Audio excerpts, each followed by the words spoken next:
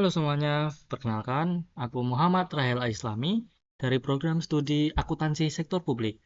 Nah, pada kesempatan kali ini aku akan menjelaskan tentang akuntansi perusahaan dagang. Jadi, tanpa basa-basi, simak yuk. Nah, pertama-tama kita akan membahas tentang perbedaan antara perusahaan jasa dengan perusahaan dagang.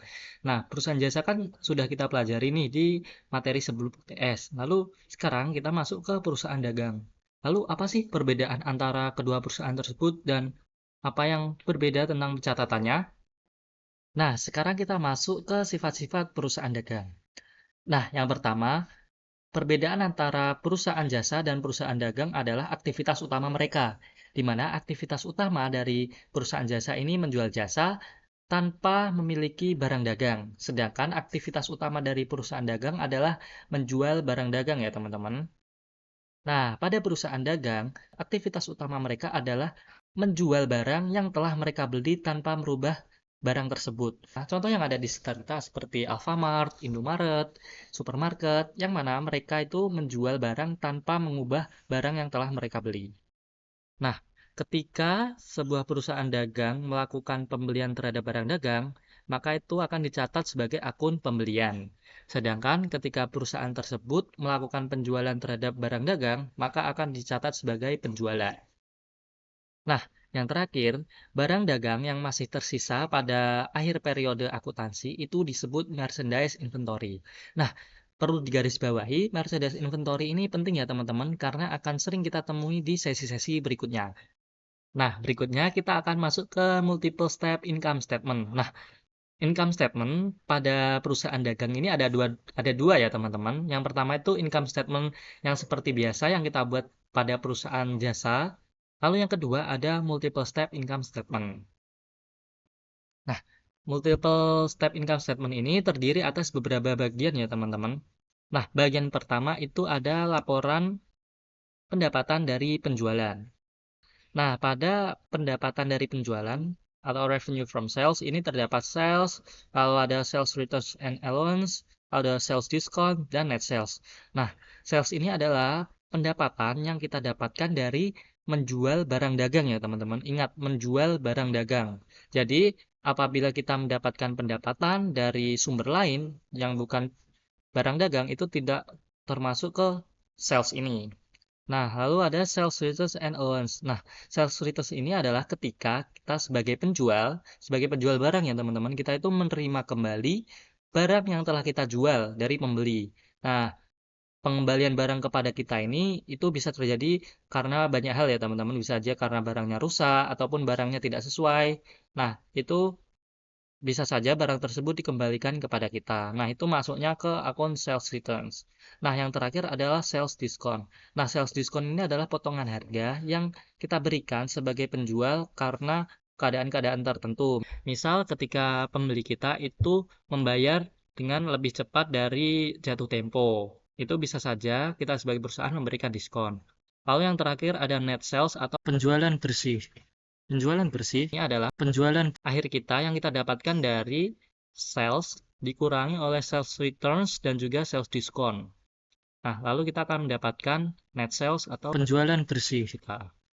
Nah, di sini dijelaskan juga, sales adalah total yang dibebankan kepada pelanggan untuk penjualan barang dagang. Jadi, sales ini adalah total yang harus dibayarkan oleh pelanggan atas barang dagang ya teman-teman, termasuk ini juga dapat berupa cash maupun secara kredit, baik secara cash maupun secara kredit. Nah, di sini juga dijelaskan sales returns itu diberikan oleh penjual kepada pembeli untuk barang dagang yang mungkin rusak dan sebagainya ataupun tidak sesuai. Nah, di sini juga ada sell diskon, yakni yang diberikan diskon ini diberikan oleh penjual kepada pembeli karena melunasi pembayaran lebih awal. Nah, lalu bagian yang kedua dari multiple step income statement ini adalah sesi cost of merchandise sold. Nah, the cost of merchandise sold atau CSM, CSM, CSM. Nah, the cost of merchandise sold atau CSM ini intinya itu seperti HPP ya teman-teman, yakni biaya yang kita perlukan untuk pengadaan barang hingga terjual kepada customer. Nah, merchandise cost ini terdiri atas pengadaan barang hingga menyiapkannya siap untuk dijual. Contohnya seperti pembelian dan juga beban angkut barang. Nah, ini di perusahaan dagang ini juga ada beban angkut yang teman-teman, di mana ketika mengantarkan barang itu pastinya memerlukan ongkos angkut atau delivery expense. Nah, di perusahaan dagang ini bisa saja pembeli mengembalikan barang dagang yang telah dia beli kepada penjual. Nah, ini akunnya disebut purchase return. Atau bisa juga pembeli menerima pengurangan dari harga asli dari merchandise atau barang dagang yang telah dibeli. Ini disebut akun purchase allowance. Nah, lalu bisa juga penjual menawarkan sales diskon atau diskon penjual kepada customer untuk pembayaran yang lebih awal dari tagihan mereka ya teman-teman. Jadi ketika si pembeli membayar lebih awal dari tagihan yang telah dijadwalkan, itu akan diberikan diskon oleh penjual. Nah, dari sudut pandang pembeli, diskon seperti itu disebut purchase discount atau diskon pembelian. Selanjutnya, kita masuk ke sistem pencatatan ya teman-teman. Nah, pada akuntansi perusahaan dagang itu ada dua sistem pencatatan. Yang pertama yakni ada periodic inventory system atau sistem periodik. Lalu yang kedua ada perpetual inventory system atau sistem perpetual. Nah, lalu apa sih perbedaan atas kedua sistem tersebut? Nah, untuk pencatatan periodik atau periodic system itu sistem pencatatan yang telah kita lakukan selama ini ya teman-teman. Yakni kita mencatat persediaan hanya pada akhir periode.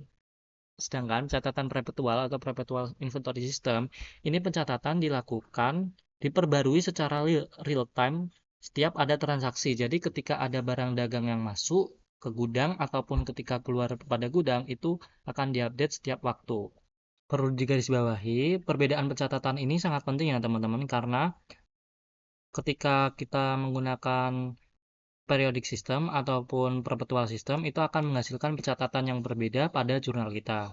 Jadi penting untuk dipelajari. Yang berikutnya gross profit. Gross profit ini atau pendapatan kotor ini kita dapatkan dari mengurangi sales dengan cost of merchandise sold atau HPP ya teman-teman. Karena kenapa masih disebut gross profit atau pendapatan kotor? Karena pada di titik ini pendapatan yang kita terima itu masih belum dikurangi atas biaya beban-beban operating atau operasi ya teman-teman. Bisa saja operating expense atau biaya operasi ya teman-teman. Jadi setelah gross profit atau pendapatan kotor ini kita kurangi dengan operating expense atau beban operasi, maka barulah kita mendapatkan net income atau pendapatan bersih. Nah, di sini jelaskan selling expense atau beban penjualan itu beban yang terkait dengan menjual barang dagang. Barang dagang ya teman-teman, ingat di barang dagang. Di luar itu tidak termasuk pada selling expense. Jadi, apapun beban yang dikeluarkan terkait dengan barang dagang, maka akan termasuk kepada selling expense. Nah, lalu selanjutnya ada administrative expense atau terkadang disebut general expense. Nah, kedua expense tersebut atau biaya ini atau beban ini itu ada ketika beban dikeluarkan untuk administrasi atau operasi umum atau operasi sebuah perusahaan. Nah, lalu ada juga income from operations. Nah, terkadang disebut juga dengan operating income. Ini didapatkan atau didapatkan dari mengurangi biaya operasional dari laba kotor atau pendapatan kotor. Maka kita akan mendapatkan income from operations atau pendapatan operasi. Nah, pendapatan ini adalah pendapatan yang kita dapatkan yang bukan dari menjual barang dagang ya, teman-teman. Jadi selain menjual barang dagang, bukan menjual barang dagang. Nah, lalu di sini ada juga other income, yakni seperti artinya pendapatan yang kita dapatkan dari sumber lain di luar aktivitas utama perusahaan kita. Jadi ini kita dapatkan bukan dari berjual barang dagang ya teman-teman. Nah, lalu ada other expense. Other expense ini adalah biaya atau beban yang tidak dapat kita masukkan ke klasifikasi beban lain ya teman-teman. Jadi apabila ada beban dalam sebuah perusahaan, yang kita bingung nih, ini dimasukinnya kemana. Nah, itu maka akan masuk ke other expense. Berikutnya ada balance sheet. Balance sheet yang biasa kita buat di akuntansi perusahaan jasa itu yang dimana di sebelah kiri itu ada aset, lalu di sebelah kanan itu ada liability dan owner's equity. Itu disebut akun form atau bentuk akun ya teman-teman. Sedangkan balance sheet yang ditampilkan ke bawah gitu ya teman-teman, terbagi atas 3 sesi, itu merupakan balance sheet yang disiapkan dengan bentuk laporan atau report form. Contohnya itu seperti ini. Nah, ini merupakan balance sheet report form atau bentuk laporan di mana terbagi atas 3 sesi, yakni ada aset, liabilitas, dan owner ekuitas ke bawah ya teman-teman. Bukan yang di sini aset, sebelah kiri itu ada aset, lalu di sebelah kanan ada liabilitas dan owner equity. Kalau itu adalah balance sheet dengan bentuk account atau account form. Mungkin cukup sekian yang dapat saya sampaikan. Tetap semangat ya teman-teman.